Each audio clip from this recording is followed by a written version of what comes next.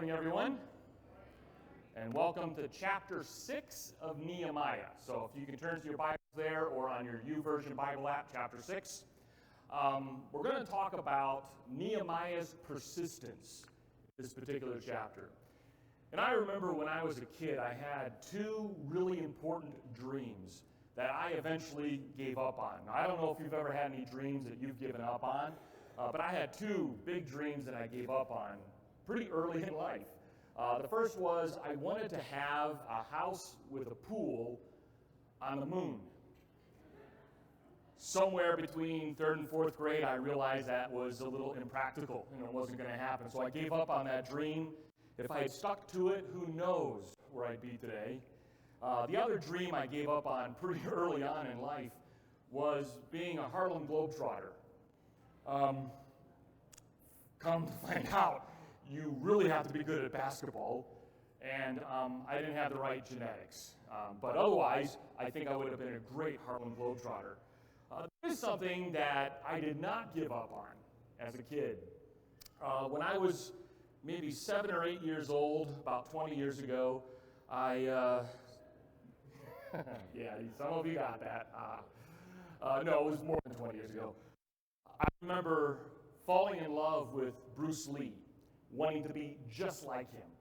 And so my mom enrolled me in some martial arts classes. And the very first day of that class, I remember the instructor, the sensei, and there might have been 30 or 40 of us in that beginning class at that time.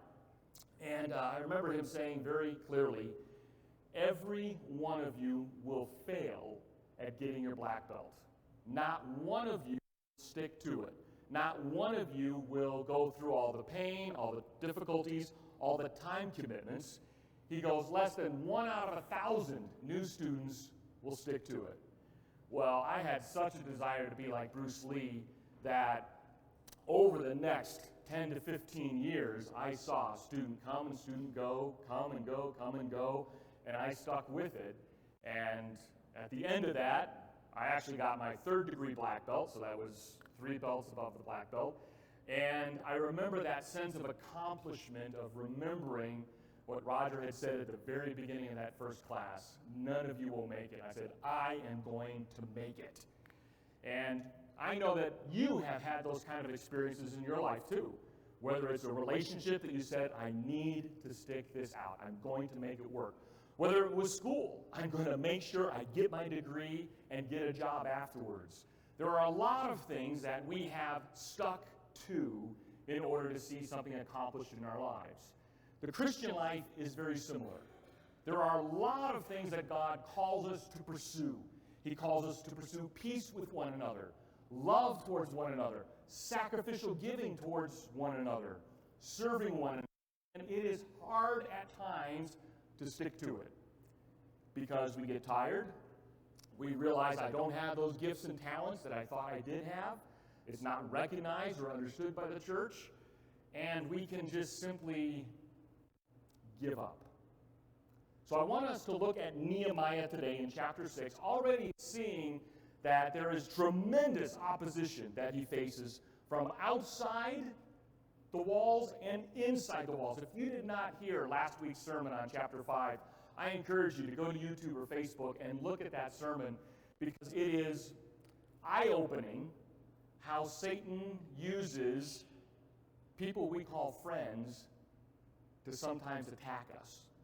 And that opposition to our Christian living doesn't just simply happen with the world, but it can happen even in the walls of a church.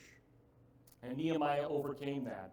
He overcame that with at every opportunity he could, and he was single-focused, giving people a mission, and those people followed that mission, and they didn't stop, even when there were armies surrounding him.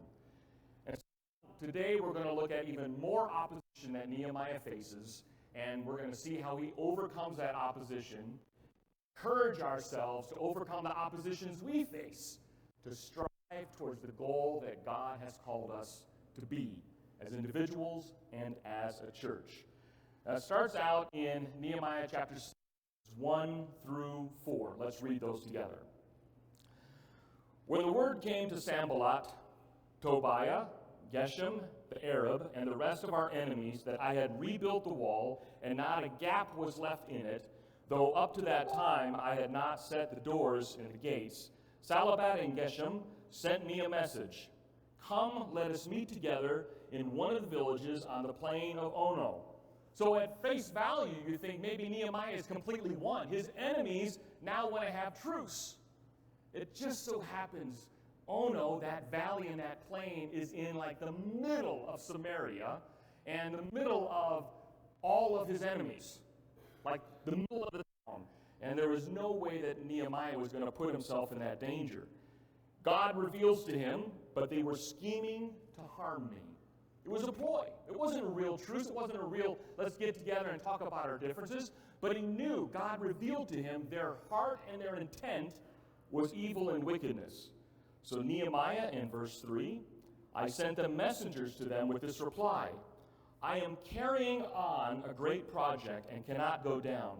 Why should the work stop while I leave it and go down to you? 4 times they sent me the same message, and each time I gave them the same answer. Now, at surface, it would look like this is a good thing, to get together with your enemies and draw up peace. But Nehemiah knew through the Lord's revealing this was dangerous. I am going to put myself in harm. They are not intending to see peace, but they want to destroy me. They want to find a way to capture me, get rid of me, kill me, whatever it might be. Nehemiah knew this was not a good thing. And to spend any more time and energy on it, Nehemiah realized it takes me away from my first work. My main goal from Artaxerxes, the Persian king, was to come and rebuild Jerusalem so we'd have a temple and a place to worship our God so that the Messiah could come and fulfill all the promises of the Old Testament. Nothing to keep Nehemiah from that task. It is an amazing example of having a laser focus on a task and not letting anything disturb you. Nothing takes you away from wanting to accomplish God's will, Nehemiah said, in his heart and in his actions. Even though he was tempted, even though I'm sure he had people surrounding him saying, wouldn't it be a good idea to get these people on our side, to make peace with them? Yes, it would, but the intent of them was not peace. It was to overcome Nehemiah, kill him, and stop the building of the wall. So he said no to it. Absolutely no to it. Then Nehemiah, after 5 different attempts, gets a letter delivered to him in verse 5. Then the 5th time, Sanballat sent his aide to me with the same message, and in his hand was an unsealed letter, in which it was written, "It is reported among the nations, and Geshem says it's true." Oh, of course it's true. "That you and the Jews are plotting to revolt, and therefore you are building the wall. Moreover, according to these reports, you are about to become their king, and have been appointed prophets, and have even appointed prophets to make this proclamation about you in Jerusalem. There is a king in Judah, and this is the report I will give back to the king. So come, let us meet together." Flat out lie. Absolute lie. But Geshem said it's true, and everybody else is hearing the same thing. You want to be king, and you will overthrow the power of the Persian king, Artaxerxes. And we know that's been your goal from the very beginning. Everyone's heard it. It's nothing but a rumor mill.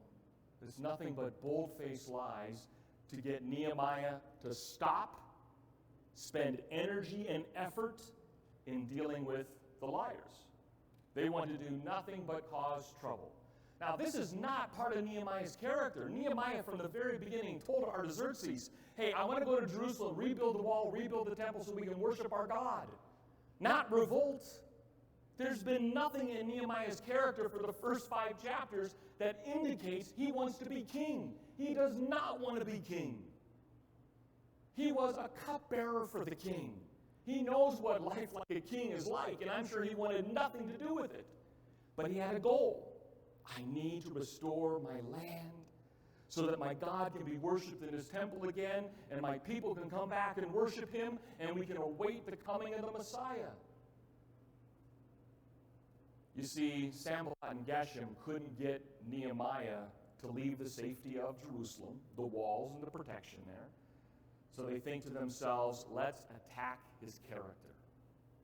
That is a common ploy of every enemy we've ever had, to start to spread lies and rumors about our character, about our intent, about our purpose, about our goals, about our work, about our character, about our heart.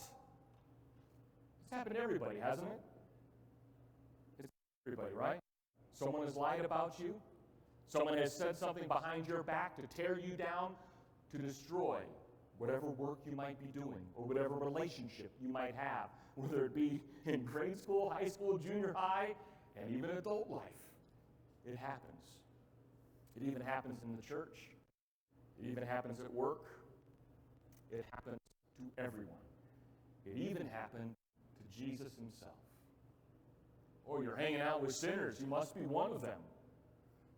All the accusations the Pharisees and Sadducees and all the religious leaders had against Christ. He defiles the law. He hates Moses. He hates the prophets. Nothing is further from the truth. Jesus loved the law, loved Moses, loved the prophets, obeyed it perfectly. But because he was a threat, they attacked his character. Because Nehemiah is a threat to the safety of their power. The kings surrounding Nehemiah, because they were a threat, he was a threat, they started to attack his character. Notice how he responds to that letter. Everybody's saying it. You want to be king, Nehemiah, and you're going to proclaim one day you're the king of Judah. Look at how he responds in verse 8. I sent him this reply. Nothing like what you are saying is happening. You are just making it up out of your head. He's calling a liar a liar. You are lying. Plain and simple. Let's put the truth at the test. You're lying and making this up.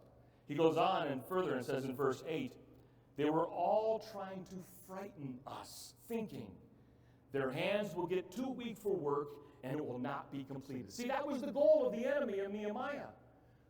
Make them stop working on the wall. Make them stop working for the reestablishment of Jerusalem. Stop them from rebuilding the temple. Because they knew their power base was going to be compromised. If the people of Israel and Jerusalem rebuilt those walls, restarted worship, then they knew that Jerusalem and Israel would then again become a place of God's blessing. And if God was blessing his people, his enemies would come under judgment. They were afraid for their own power. They were afraid for their own positions. They were afraid for their own land and their own properties. And if they couldn't intimidate Nehemiah in chapter 3 with armies, and if they couldn't try and trick Nehemiah to let's get together and have a peace, a treaty, and if they couldn't threaten Nehemiah with his character is really, really bad, or so everyone is saying, to stop God's work. They need to thwart it, to just, maybe they will get so afraid they'll give up and go back to Persia. But Nehemiah was single focused. It's not going to stop me. God has given me an opportunity. He's given me the blessing of the king who's in charge of all the other little kings there, and I'm going to go forward. And so Nehemiah ends that section in the end of verse 9 with guess what? If you're reading ahead, you've already seen it. What's the end of verse 9 say? It says, but I prayed. Now strengthen my hands. Notice every time so far in the book of Nehemiah, when he has been faced with something, he sends out a prayer to God saying, help, help, help. Nehemiah already has a convincing ability to rally people to the cause of God, and yet he still bows the knee whenever he's in trouble and says,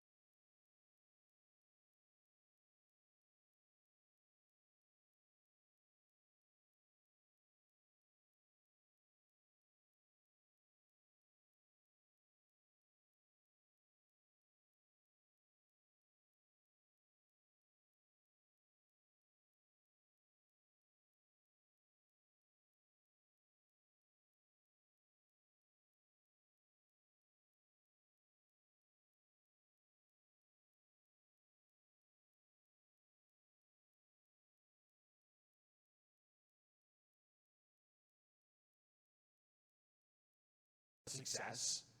They realized where that success came from, and it was God. And they realized when God was for Israel, how can they stand against him? Remember the story of Peter in the early days of the church in Acts chapter 5. They had healed some people, and the religious leaders, still thinking about the crucifixion of Christ and this Christianity that still was going on, they hauled him to prison, and they threatened him and said, you need to stop speaking in the name of Christ. You need to stop this whole Jesus thing. He's dead and gone. And the apostles, with great, incredible bravery at the moment for being mere fishermen with no education, stood up to this educated, ruling elite of religious leaders and basically said, what you're asking us to do is impossible. We need to stand for our God. And one of the religious leaders afterwards said, if God is in this, there is nothing we can do to stop it. There's nothing the world can do to stop the power of God in saving people. There's nothing. The world has tried everything in the past, and it will try it again and again and again. But God is in the business of rescuing people out of the grips of the world. Every single day, every moment, he brings that dead to life. Every moment, he gives victory over drugs and alcoholism. Every moment, he gives victory over lust and pride. Every moment, he gives victory over debt. Every moment, he gives victory. And every moment, he stands in victory. And his people surround him. And they don't give themselves credit, like, what a good job I've done.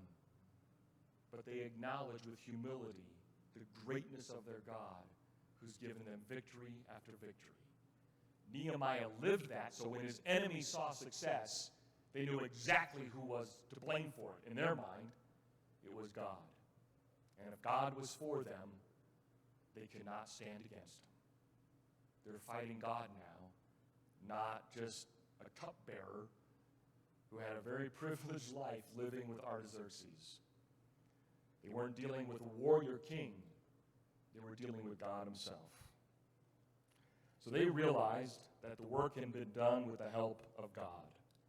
And also in those days, in verse 17, the nobles of Judah were sending many letters to Tobiah, and replies from Tobiah kept coming to them. For many in Judah were under oath to him, since he was the son-in-law to Shechaniah, the son of Arah, and his son Jehohanan had married the daughter of Mesulman, son of Berechiah. Moreover, they kept reporting to me his good deeds, and then telling him what I said, and Tobiah sent letters to intimidate me. So Tobiah, who was an Amorite, remember the Amorites out of the relationship of Lot and his daughters, had a relationship with people inside of Jerusalem. And so people inside of Jerusalem were saying, Tobiah, keep sending letters to Nehemiah, and maybe eventually he'll turn to your side. And so Nehemiah kept sending letters back and forth. But the whole point was Tobiah wanted to intimidate Nehemiah. How do you think Nehemiah responded? I imagine he responded in prayer and didn't let it get to him, even though there were family members, powerful families in Jerusalem, trying to convince Nehemiah to follow Tobiah.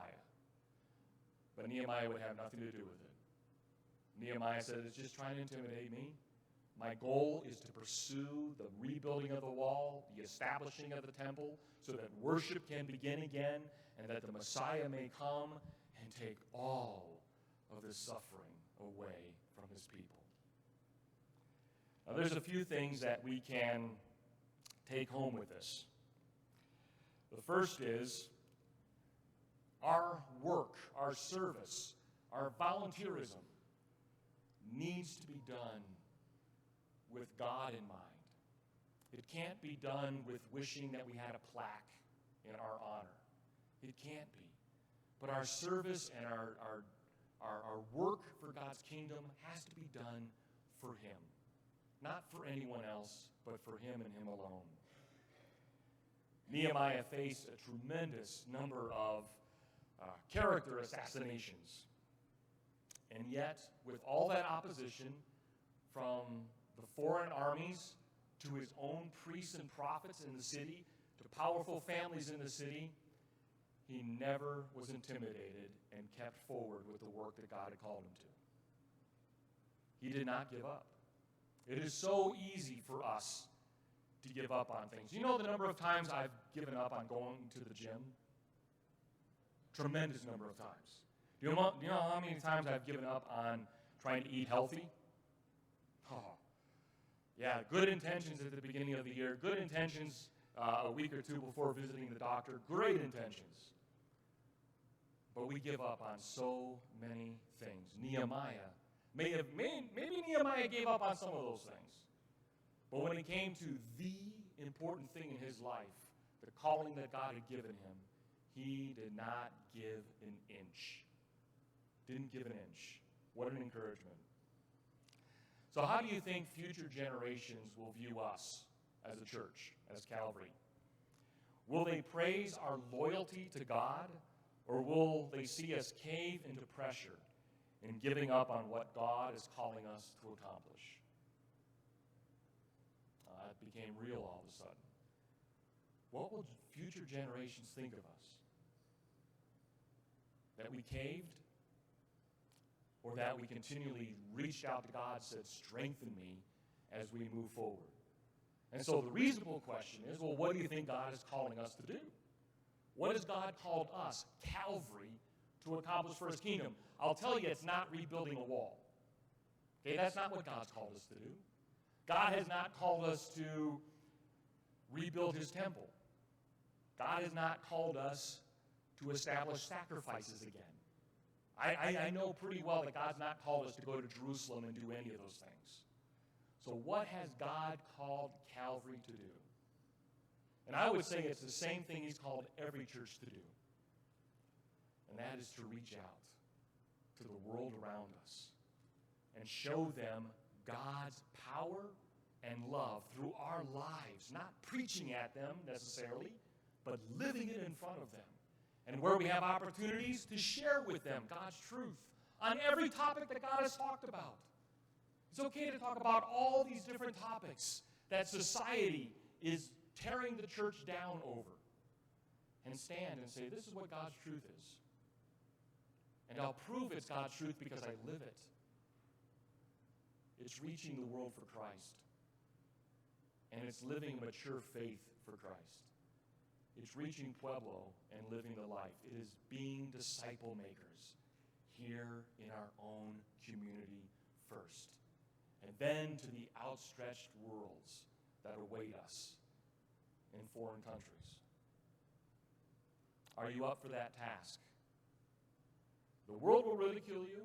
It'll make fun of us and say, oh, you don't have the biggest and the best. It's all right. I don't need the biggest and the best. I just need to stay focused on my God, praying and relying upon him, humbly pressing on. Even when the world says it's useless and worthless, we have to be the ones that say, my God's name is at stake. It's not useless and worthless. Because I'm living and breathing and striving for God's kingdom in his strength, not my own. Let's pray. Father, that is certainly a lot to think about. It's a lot to kind of just let dwell in our thoughts. Lord, let us not be consumed with all that must be done for your kingdom, but let's just strive this day to be examples of love, to be examples of your Son in the lives that you touch us with. Help us, Father, to be like Nehemiah, to be like Jesus. And don't let the opposition tear us down, but let us find our strength in you, Father. Let us be diligent in prayer and diligent in service, so that when our enemies and the opposition looks at us, they can see you at work, that you are our source of strength, you are our source of victory, you are our source of comfort. In Jesus' name, all of God's people said, Amen.